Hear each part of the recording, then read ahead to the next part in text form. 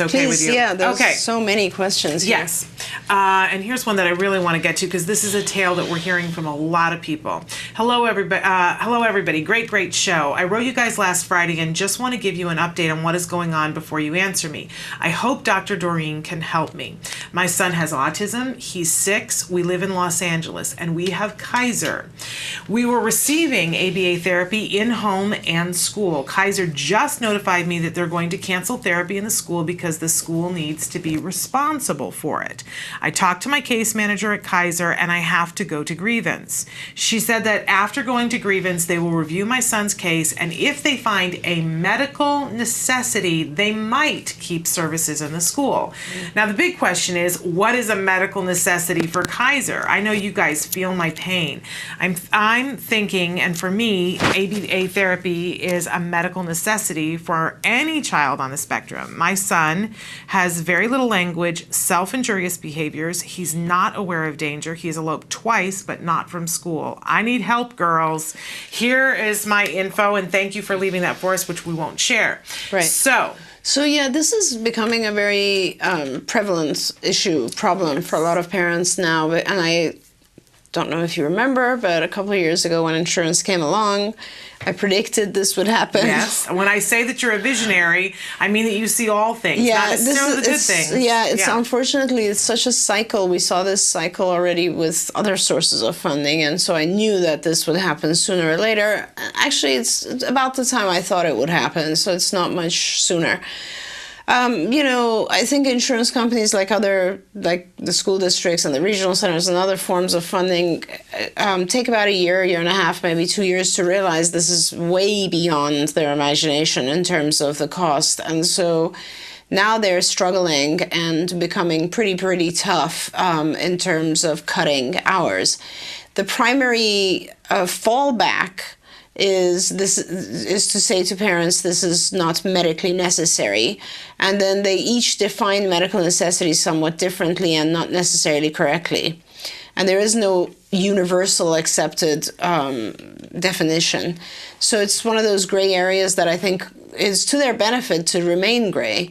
But anyway, having said that, we've kind of learned that basically yes, I agree with you, ABA in general is medically necessary, but that's not how they see it at all.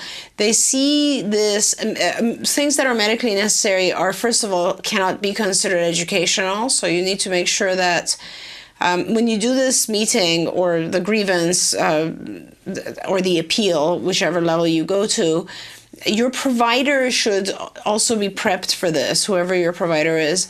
And because it's more the appeal, we usually write our appeals for our families, or we help our families because they don't really know the language and the terminology. But essentially, what you need is you need to express the things that your child needs to learn that have nothing to do with school. So in other words, or have nothing to do with education, let's put it that way. So if you were to say he needs language, they're gonna say that's an educational thing and the school could teach him under IEP, and it has nothing to do with us.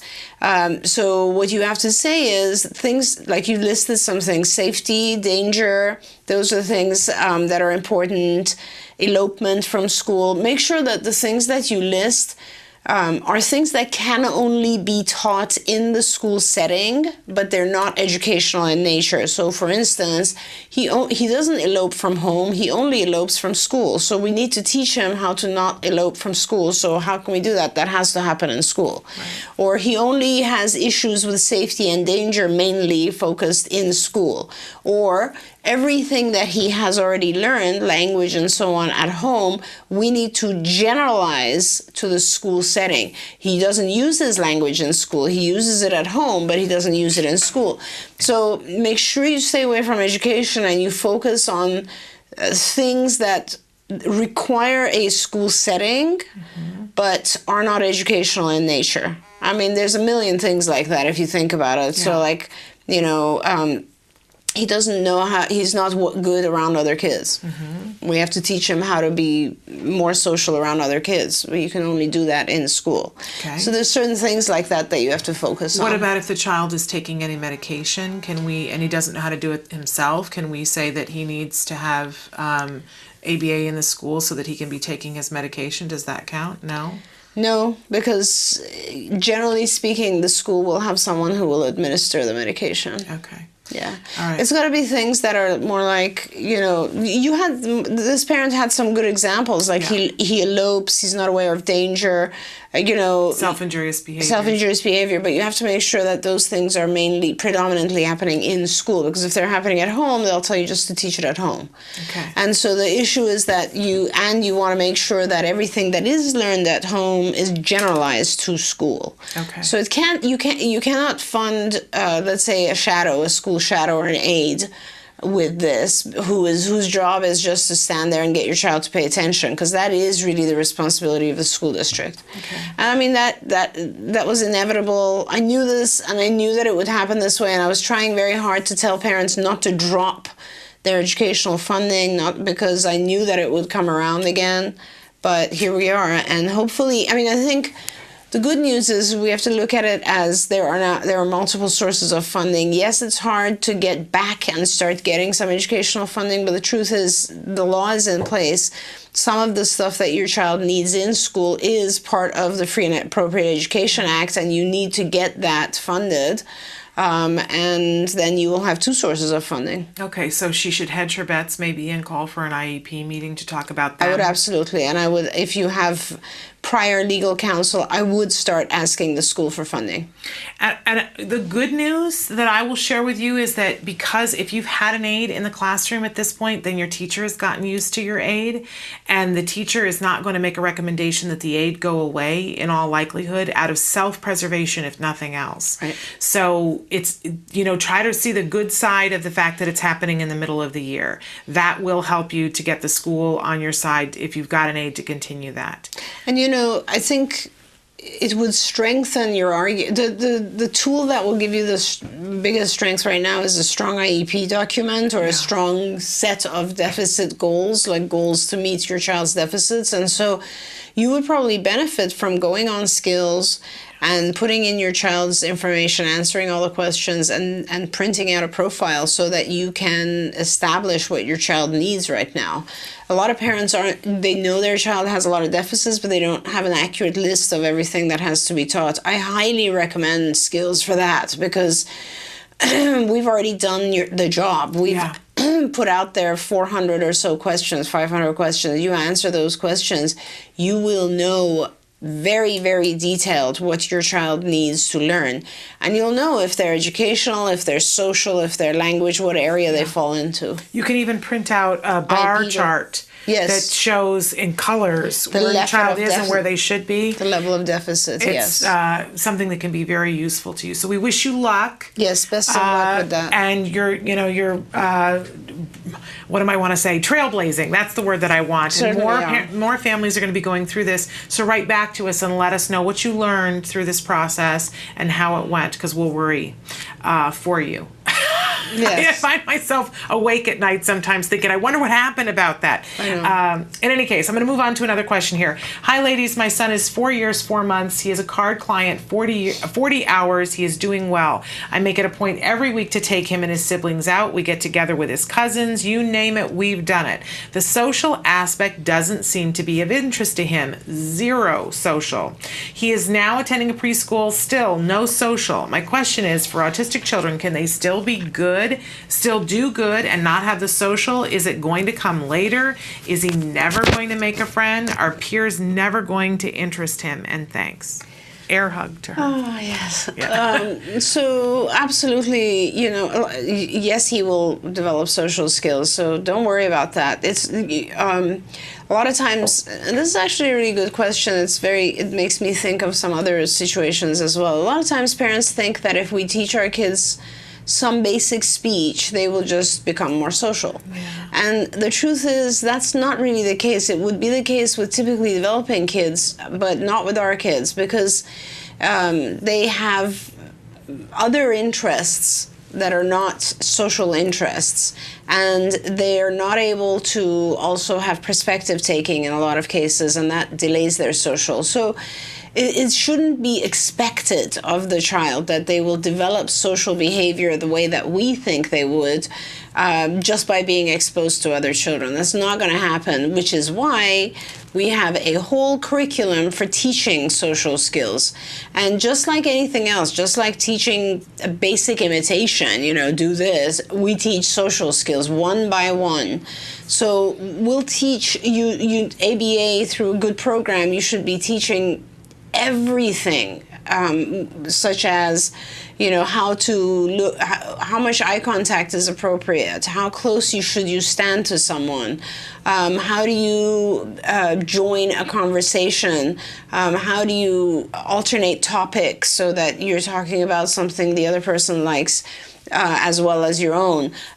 What types of conversations do you have with someone who's, let's say, your own age and a friend versus an acquaintance or an adult? How does the setting interact with your conversation or social behavior? How do you join groups as they're doing activities? How do you join another? I mean, there's a million other things. So the best thing is to go on our skills website again. I'm so thankful that I can always recommend this because it's out there. It's like finally I could just say go there and look at the social curriculum. Look also at the cognition curriculum and at the executive functioning curriculum. All of those have a lot of social lessons in them, and someone who has ABA training can provide those. And they're a card client, so that they... Oh, you're a card client. Yes. That's right. So don't worry, we will get there. So your supervisor will get there. What they're doing now is they are increasing language, which makes sense because your child's only 4 years, 4 months, by the way. A lot of so the way that it works is that early childhood, we focus a lot on things like just basic language development, adaptive skills, and some early social, some early executive functioning, and play, a lot of play. And then once we, around this age, and depending on how your child's doing, we start to enter the social, cognitive, and executive functioning arena more and more towards 5, 6. Those are the ages that we're dealing with that. So all of those programs are coming. Please ask your supervisor to show you your child's skills profile. If you haven't seen that, you should see it. I try to tell my supervisors every day that they should be reviewing your profile with you at every clinic meeting. Please ask for your skills profile, and so you can see it and ask them to explain to you what's left. There's a specific picture, there's a specific bar graph, series of bar graphs that show you each curriculum area and each, like for instance, social, and all the lessons in that area, and also show you, based on the answers to the questions you already answered for the index, it'll tell you exactly where your child is and how much more they have to learn within each area. So yeah, and you probably are going to get overwhelmed because it's going to seem like Mount Everest, but then have them show you what all you just did in the last year too, so that you get a sense of, oh, okay, we've been walking on this path. Look at all the things we got done. We have a lot more to do, but we'll get there. And you're doing everything. You're on a 40-hour program. You're with us, and your child's learning. And if there's any medical issues or so, take care of those. Make sure your child sleeps well, and you should be good to go. Yeah. And I'm happy to see kids. I still see kids. So if you'd like to get on my calendar, I don't know where you are. Do you say no? No. Feel free to get on my calendar too. Okay. We're going to take a quick question from Facebook. We have a bunch of questions that I fear have to do with a lot of snow that people have gotten back east. So this one comes to us from a mom who writes into us from time to time in the Midwest. She says, I'm currently hurt, and I have a feeling this came from shoveling too much snow. And she says, my child, 17, doesn't understand. It's a back issue I'm having. How do I get her to understand that I will get better, but it will take time? I do have her teacher writing a social story for her, but what suggestions for teaching a 17-year-old? Yeah, it's very hard. It's a fascinating thing that I find also that with a lot of my older teenagers and adults, the key to their understanding is time. A lot of them have difficulty with time because it's an abstract concept, and they've never been taught it as a younger child, and it's very hard to teach the concept of time. In this case, I think the best way you can deal with this, rather than going into a full understanding of time, I think is that you should probably try to predict how long it'll take you to get better. Like, let's say 1 week, right? And then you should have maybe a calendar, and you should have 7 boxes, let's say 1 for each day, and you can modify all this, but I'm just suggesting some stuff. And then you could either have like a progressive smiley, where the first one is not happy and then they start to get more and more happy, or even a photo of you where you're laying down the first day, second day, then like by the third day you're laying down, one picture, but you're also cooking or walking around, and then the fourth day you're up and about, and the fifth day, and so on and so forth, so that she gets an idea of what is coming. I think that's probably the easiest way to teach her. I think it was a daughter. Yes. To teach her what to expect, because I think and then every morning you would review that with her, and then the next morning you would review the next day, and the next day you would say tomorrow, the next day, and so on. And so that's the best you can do at this point. I mean, at the end of the day, you might want to have a picture of sleeping, so she understands that every day ends with sleeping. It's really hard for our adults, but it's incredibly important. Incredibly important. Maybe along the same lines. Hello, Shannon and Dr. Doreen. My son really struggles with all areas of executive functioning. He's in middle school.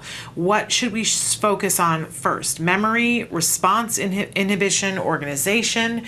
He will need help with all eventually. Is there one area that we should start with? And thank you. Yeah, I think this parent might, because these are some of the terms we from skills, like response inhibition and so on. I'm not sure, but if you are not a skills user, you should be a skills user, because you're in pretty high-level terminology here. That means you've had exposure to a lot of high-level executive functioning stuff. Please go on Skills for Autism and go in the executive functioning curriculum area if you haven't. The way that we teach things is not by area, it's by age. So even within memory, certain skills will be more delayed than others, because they are tasks that, let's say, a 2-year-old should do versus a 5-year-old. So you will teach things, I would suggest, by age level. And that's why skills is also very useful, because it'll not just within executive functioning, but within all curriculum areas. Like, I would not teach a 2-year-old letters, because it's not developmentally appropriate, for instance, or I would not try to teach a 3-year-old how to lie, because it's not developmentally there yet. Typically, we don't learn lying until about 3 to 4. So, you have to teach things as they become age appropriate, because otherwise everything builds on the previous skill, so it kind of has to go in order. So that's how you would want to teach those things. You'll end up doing a little bit of memory, a little bit of response inhibition type stuff, a little bit of organization, planning, that kind of stuff. But for instance, planning is a great example. You don't teach planning to a child who's under 5, for instance. So these are all age norms. You should look at skills, because we have all the ages in there. And also, it's important to do them in the right order, because they build upon each other. And you wouldn't be just doing one field. You'd be doing some language, some executive functioning, some social, and so on. And also, if you do an IQ test, if you have your child IQ tested, you'll know which one of these is weaker. You'll know if memory is problematic, or inhibition is, or the child has no ability to organize. All that comes out of the subtests of an IQ test. And also, of course, from skills. If you answer the skills index, it'll tell you which areas are weaker. And what do you think about pawning some of this off on the school if he's in middle school? I happen to know, because I have a middle school age child, that a big part of what they're supposed to do in 6th, 7th, and 8th grade is learn how to use a planner and all that stuff. And they could print out the lessons. I don't even just leave it to the teachers, but print out the lessons that are in skills and hand it to the teacher and say, put this in the IEP. You teach this. Absolutely. And particularly in the planning area. In fact, we developed the planning section of our EF curriculum because our kids were hitting middle school. Yeah. And we realized that it's very, very hard for them to use a planner in terms of, an assignment is given today, but it's due in 3 days.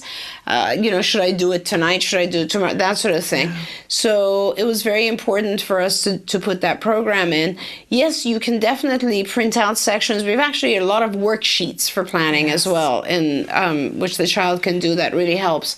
But you can also give the worksheets and the whole program to teachers and or aides and the school and ask them to assist with this. Yeah, I think in that way you might have more time to do more of the things Absolutely. that you want to do.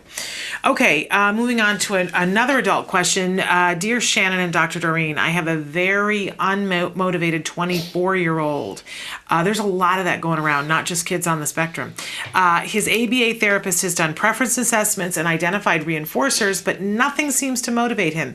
He lives in a group home and comes home from day program and sleeps, then stays up all night and plays video games. He has a lot of restrictions that he wants to earn back: internet, phone, alone time, but doesn't want to put forth any effort. What can we do to help him? Well, the most important thing is that the hard, and this is not an answer I'm sure you want to hear, but this is the truth.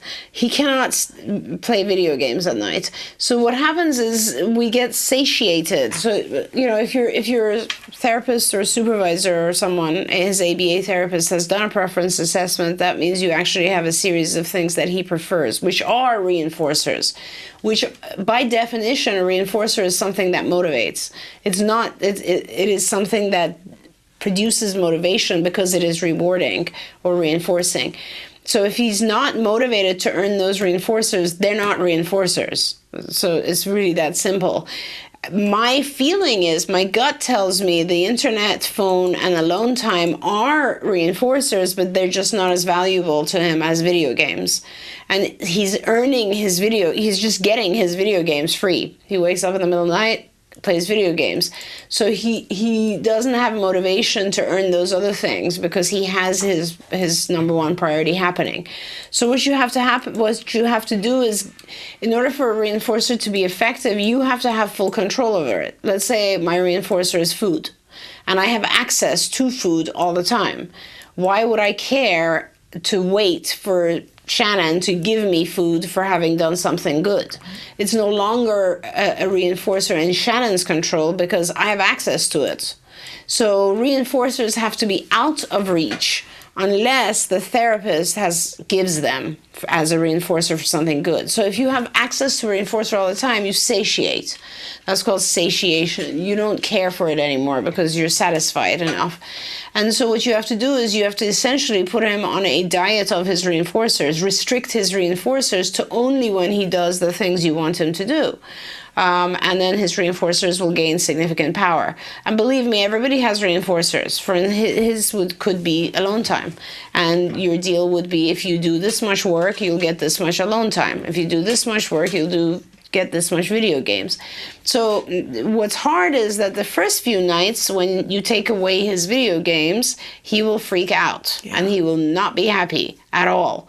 But if you have the support, or he's 24 years old, but if you have the ability to have someone there so that he is safe, he doesn't injure himself or you or others, then he will just get through the night. And however tough it is, I mean, he might scream and hit the wall and get upset and so on, as long as he doesn't injure himself or others. And you need support for that. It sounds like you have a behavior therapist. You need someone there so that he just has nothing to do in his room. Yeah. And then he will get through it, and actually he will start sleeping. And I highly recommend that you consider helping him with sleep. A very kind of safe thing to do is to give him melatonin of some type. We're about to start producing our own melatonin, but for the time being, I like Tranquil Sleep, which is a very good mix of melatonin, and I enjoy it. I give it to my children as well, and it helps them sleep for sure.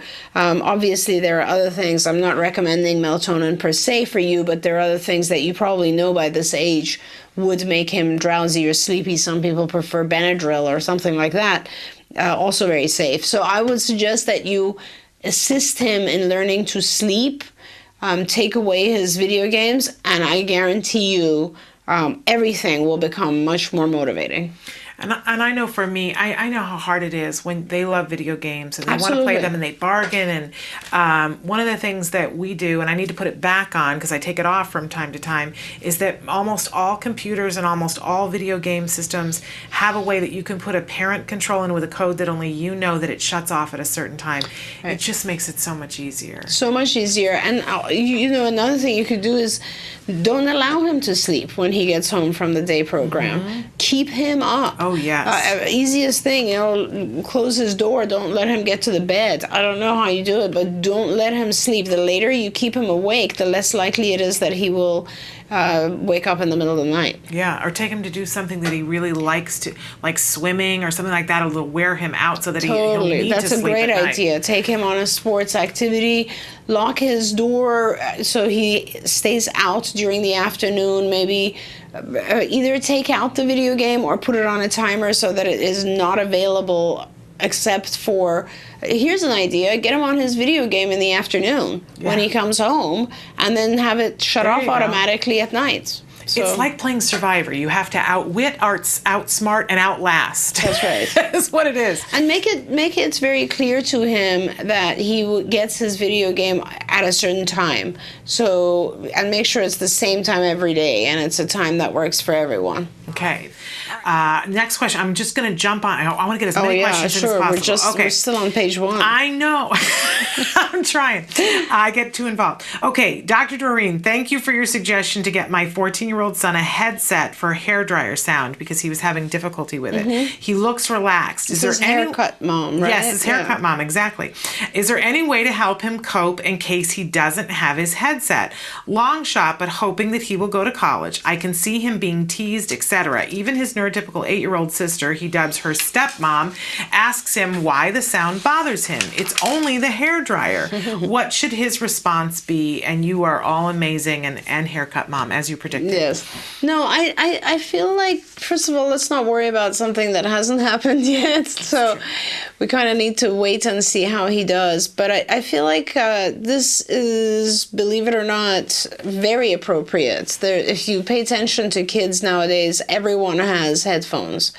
It's part of what they carry around. We carry around our phones. If you pay attention, a lot of kids either have headphones around their necks or they're carrying around the earphones.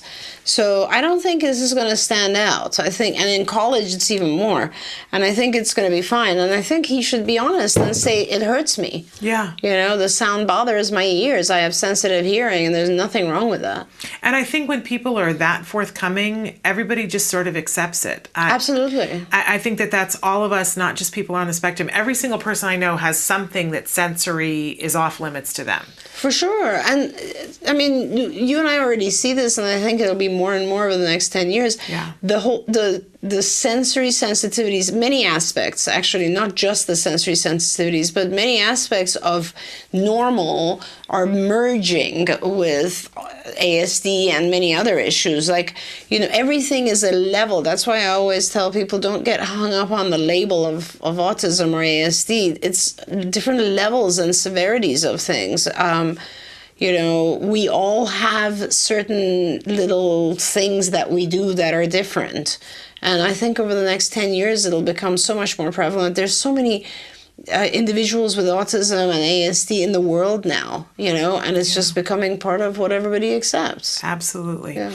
I want to go on to the next question because I love how it starts. Dr. Doreen, you're a genius.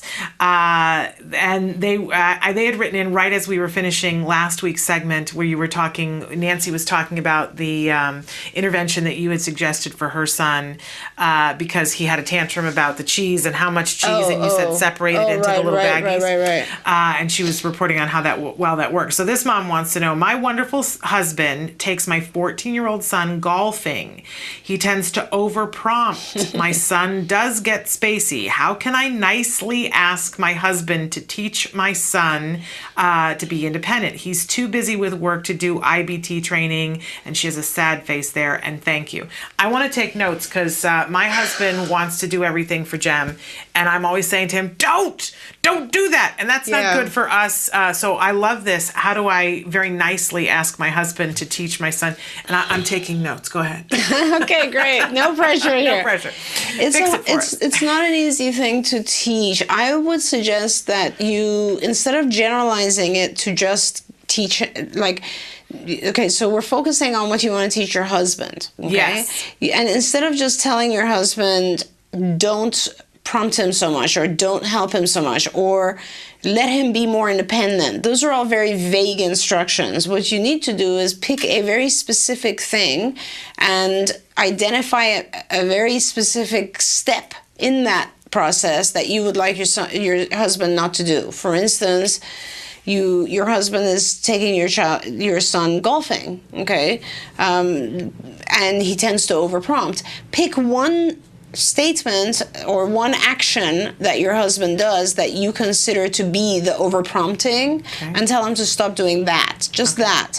So, for instance, let's say your husband is going to stand behind your son and help him with his grip or with his swing. I don't know. I'm just assuming. Tell your son, like, one backwards shaping step, one fading step would be to say, when you stand behind him and want to help him with his swing or his grip, don't touch him. So you're fading out the prompting. Once he's done that for a few times, the next thing would be, now that you're not touching him, can you also stand 2 steps away from him? In other words, how do we go to independent? When we teach something to our kids, we initially prompt them every single step, and then we start to fade those steps so that the child becomes more independent. So identify those steps in anything, and then help suggest to your husband to fade those steps. So now give me an example of like something that he does with Jem where you feel like he's... and I've been thinking about earlier last week, I caught my husband dressing in my son in the morning, almost like he was an 18-month-old. The TV was on, and Jem was not all the way awake, and we were a little bit running behind, and so Jim's like putting his arm in his sleeve and stuff, and I called him out into the other room and I said, hey, let's not do that. Instead, every morning when you come down, tell him you won't turn the TV on until he's fully dressed. He'll have it done in 22 seconds. And he has been doing that. Okay. So it sounds, but I think the other part of it too is that we have to remember to reward the husbands when they do what we ask them to do. For sure. And that's what I have. For sure. And sometimes the husbands don't know. Yeah. So, and they don't want to fail. Like, I don't know if it's Jim's if it's one of his regular responsibilities to get Jem ready in the morning. He does the lion's share of that and gets him off to school. So he may not know that you've already gotten Jem to the point where Jem can dress himself completely. Yeah. I don't know if he knows that. I think he does know that, but he was so out of it, that spacey thing that this mom was, and of course, Jim knows I want him to be there at school on time, and so I think he just made a judgment call of, he's too out of it and I don't want to fuss with him. Yeah, and this is going to be a very individualized situation, right? Because some of our kids can easily respond to just having a reinforcer kind of put in front of them. You do this, you get the TV on. You do this, whatever it is, you get a reinforcer. And other kids need a lot of prompting still. Yeah. So it's really important that I think, I know this is the problem. I mean, this mom has really stated it very well, where you say he's too busy with work to do IBT training. A lot of times our spouses are very, very busy with something else, or we are very busy, and so we don't actually give it the attention that it requires. Yeah. He doesn't need massive amounts of IBT training, your husband. What he needs is maybe 1 or 2 modules where he just understands the basics of behavior analysis, which is just, prompting and reinforcing, shaping behavior. That's the main one. And then he needs to have a better knowledge of your son's capabilities. Yeah. And then I think he'll be able to manage it. Okay. It's good advice for all of us. It's tough. Because we're all trying to make it work with two parents. Even in typically developing families, there's a lot of disagreement about how to push kids or how much to give them independence. Yeah, I'm sure. It's hard. Oh, yeah. Because everybody has their own ideas about it, and it's personal. We Absolutely. care deeply. Okay, moving on to the next question. Hello, Shannon. As always, love your show. My son is 4.5, language delay. He's very hyperactive, and very aggressive. And one of the problems he is him being repetitive and insisting on a routine. If we do something for him once, then this is how it is done, and he will want to do it always that way. Is great if I can do that for a good behavior. And she says, LOL. But this is not the case. For example, we had lots of snow. I told you we had some snow questions coming. I put snow boots on this bad day, and when he gets home from school to change for sneakers. Now he wants snow boots every day, even when it's not snowing, and will throw a tantrum, meltdown, and become aggressive if he won't wear the boots, because this is how it's been done. They're heavy and big, so he can't wear them all the time. How can I deal with repetitive and insisting routine behaviors? I'm using PECs to show him when it snows, we do this. When it rains, it's rain boots, etc. I have rewards for him, but what works are tiny pops, and he will do anything, whatever. He won't eat in the AM and wants only the pop instead. I don't know whether those are ice pops or just lollipops. Some sort of food reinforcer. But they said, thanks for the advice. Oh, you have a lot in this question. I'm going to try to limit. Okay, so the primary issue, he's got some language delay. He's very hyperactive and aggressive. The primary issue seems to be, though, that his insistence on routines. So when I read this sort of scenario here for this child, what I see is some obsessive-compulsive type behaviors, like a lot of repetitive stuff. And I don't know if you're not going to love my response, but this is the way to deal with it. It's tough love day. It's tough love day. I'm sorry. Let him tantrum. Let him melt down. Let him have the meltdowns. Your rule means nothing if you're not willing to allow the consequences to happen. So in other words, if he has a tantrum, when you tell him you can't wear snow boots, you cannot wear snow boots today, and he has a tantrum, and you try to avoid that tantrum by allowing him to wear the snow boots, what just happened is that from his perspective, he communicated to you, I want to wear snow boots, and then he won. He was successful. He got his needs met. Always remember that when our kids have language delay, it's not like they're tantruming because they're malicious. They're tantruming or having meltdowns because that's the only way they know how to communicate.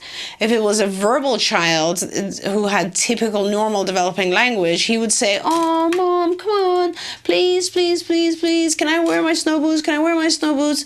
And in some cases, they wear you down. And in other cases, Mom would be tough and say, no, you can't. I don't care. Let's go. And that is essentially what you need to do. The only difference is that in your child's case, he doesn't have that language. He doesn't understand those types of things. And so instead of, pleading and bugging you, he'll have a meltdown. He has a meltdown because he's not getting what he wants. He's not getting access to the things he wants. And when he has the meltdown, you probably give in and allow him to wear the snow boots because you have time constraints. You need to get out. You don't want to deal with a tantrum. You hate it when he tantrums. It's hurtful to us as parents when our kids freak out. So you give in. So he learns this is a pretty effective way of communicating. If I want something, as long as I go to the level of tantrum and meltdown, they'll let me have it. You need to stop that cycle. That is the most important thing you can do. Let him have a tantrum and meltdown. Be late. It doesn't matter. It's worth it. Deal with it and set it up, in fact, make sure that initially, of course, he'll ask for it and you'll say, no snow boot today. This is all you're wearing. Even if it takes the next hour, if you need help, get someone there. If you have other kids, they can take care of the other kids, whatever it is. Set the situation up so that you don't have to give in. Don't give in. 1 or 2 days, I guarantee you he will understand that it's not effective. Give him a different mode of communication. Teach him to touch an icon for some object that he wants. If you don't want it to be snow boots, then have him ask for rain boots, whatever it is. But know that you need to be the one that stops reinforcing this behavior. Now, that's one thing aside. You do, however, need to, this will keep coming up because it sounds like he's got a lot of obsessive types of behaviors. You need to figure out why he has obsessive behaviors. The obsessive stuff usually increases with kids who have anxiety. So we, as people, we all tend to increase our obsessions when we feel anxious about something because it helps us gain control. So if you're going to take away something that he's being obsessive about, you need to give him other things that make him feel in control. The number one thing to give a child who needs to feel in control is a schedule. If you have a visual schedule that actually tells your child what's happening next, and if you put it on pictures with Velcro and he can move them around, that's even better because now he has control over what comes next. So I learned this a long, long time ago. In the very, very first years that I was working with kids, I realized sometimes our kids just want the choice. If they have the choice of a number of things and they're all important things to do, they'll choose them. They enjoy being the one to have some sense of control. Take a look at how little control he probably has in his environment and try to allow him to choose certain things, and maybe not the boot that he wears, but other things that you are able to. Yeah, and I think that's true of all human beings. We Absolutely. want to have a measure of choice. Absolutely. Even Absolutely. if one of the choices is clearly not viable, I like to feel like I've got a choice. Right. Right. And that's important for anxiety. And kudos to you for using a PECS program because that's Yes. very, very good for your child to have some form of communication. It's very important. Absolutely. I want to go to a question that came in on Facebook this morning, wondering how the card school in Phoenix is coming along. You know what? Ask me that again after break because I may have an update and I'll check my phone. Okay, I'm not sure that we're going to have a break before you're done, but we can always update you tomorrow. Absolutely. Okay, so not a question on your schedule here. I'm going on one that came in just a few minutes ago. Thank you so much, Dr. Doreen and Shannon, for providing this wonderful opportunity. My child, age 11, is learning to read and is progressing. I would like to see him read more fluently. There seems to be at least two problems. One, the main problem is that he needs confirmation from me for each word that he reads, even if it is a word that he knows well. Unless I repeat the word or say, or nod my head, or at least move my finger to the next word, he does not move forward to the next word. Sometimes I tell him that I won't say, until he finishes up to a point, but still, it is the same most of the times. I don't know if the order, repeat word, nod, point fingers are in good prompt fading order. So that's the first problem. Two, he spells out even when it's a known word and then reads. This slows down the reading. When asked as the sight word on a flashcard, too, he does the same thing. Thanks in advance for your useful tips and advice. Okay. Hopefully I didn't miss anything there because there was a lot of good stuff in there. You have two different issues here. One is that you want to fade out your prompts. And the second issue is that the actual way that he's responding is not correct yet. He's still spelling before he reads the word. So what I would do is before fading your prompts, I would deal with the spelling issue.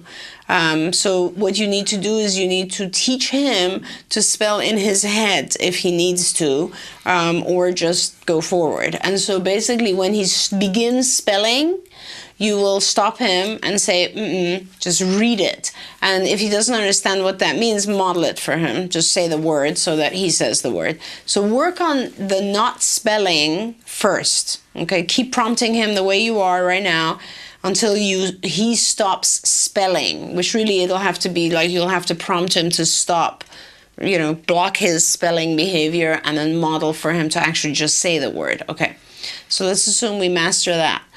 The fading issue, an easy way that you can do this is hold his hand in order to go to the next word, right? So this is his hand and you're holding his hand and you will use his hand to point to the next word instead of your own hand. And then you will gradually start to just not hold it so firmly and then release your grip so that he will now be doing it on his own. So you'll first transfer the prompt to his body and then while you're motoring it through, and then you will gradually fade back from touching his body, and then he'll maintain it and start pointing himself, and that'll be enough for now. Okay, but fading slowly. Well, fading slowly, but you can't. You're having a difficult time fading. Mom is already trying to fade right now, but you're having a hard time fading because your prompt is still your body. It's still you pointing or you saying next. First transition it over to him, and then prompt him physically so that he's using his own body to prompt, and then once you fade away, it'll maintain. Okay. Next question. Hello, I'm the parent of a young man with autism. He's now 23 years old and doing fairly well. He is close to earning his BS degree, drives, and is fairly independent. Wonderful. If we get him, if he were to get into a serious relationship and evalually get married and have a child, what are the chances that he would pass the autism genes to his child? You know, it varies, and I can't really, because we don't know yet enough about how many genes are involved with autism, we haven't identified all of those genes. He most likely will have somewhat of a higher chance, but you should see a geneticist, and they will try to do a genetic tracking for him based on his own genes and yours, his genetic history. I don't know where you are, but most universities, I know UCLA has been doing this for a very long time, so that's what you should be doing. Right now, the technology is there. We have all kinds of genome reading machines that can kind of go back in time and identify the genetics that have led to this. And they're very, very telling in terms of what he will pass on as well. Okay. Do I have time for one more question, Kelby? All right, and I got to pick which one. Okay. Hi, Dr. Doreen and Shannon. My 4.8-year-old son loves playing pretend doctor. He has a toy doctor suitcase that he plays with every day, and I do mean every day. It's great because he uses his language and even says, now is your turn to be the doctor. After he's done being the doctor, I put the toy away, but it's visible. So since he can't reach, he'll say, I want my doctor's suitcase. Sometimes I hide it, and he'll start asking for it. When I tell him I don't know where it is, he starts getting upset and saying, oh no, is it lost? We need to find it, etc. I feel like it's so routinely is the first toy he asks for every day, and sometimes plays with it twice a day. He plays with other toys too, but most of them I have to make him pick. Should I be concerned about him being obsessed with this one toy? And thank you so much. I love the show.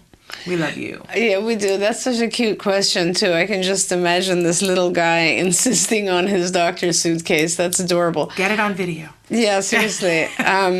Oh no, we have to look for it. That's just so cute. I'm sorry. Problem solving, right? It is absolutely. I mean, this is choose your. I mean, talk about this is a fabulous quality situation. Quality Lord, problem. I love it. Yeah, and I apologize that I'm laughing because I know in the moment you're probably pretty worried about it. But I just think that some of the things our kids do are so adorable. So a couple of different things to think about here. You don't have to hide the thing. You can just simply tell him, I want you to play with something else first, and let him, it's like any other child. Imagine if it's like a child who wants technology, or a child who wants a doll, or a child who wants a board game. It doesn't matter. You want to kind of teach every child to have access to other things, or have a more broader array of things that they play with. So just tell him first this, then we'll play doctor. And I'm sure it'll be forced to begin with, but you'll at least give him exposure to a multitude of different types of activities, and then he might, over time, find interest in something else. On the other hand, he may not, and that's no big deal either. Find activities that are similar to his doctor suitcase. You might put together a fireman suitcase, or something else, policeman suitcase, and do that with him. I mean, everybody has their own interests, and this is a good problem to have. He likes pretend play more than he likes other things. That's perfectly fine. So don't worry about this too much.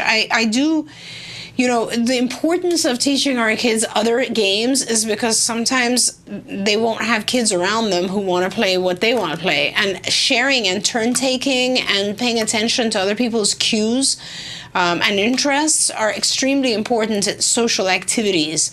So the best way, sounds like he's very high functioning, give him a multitude of new types of suitcases, so he has an array, and then also give him a lot of other things that are not suitcases, so he has to learn to deal with those as well, and then have him practice those with other kids, so he's doing an equal balance of both. Okay, wonderful.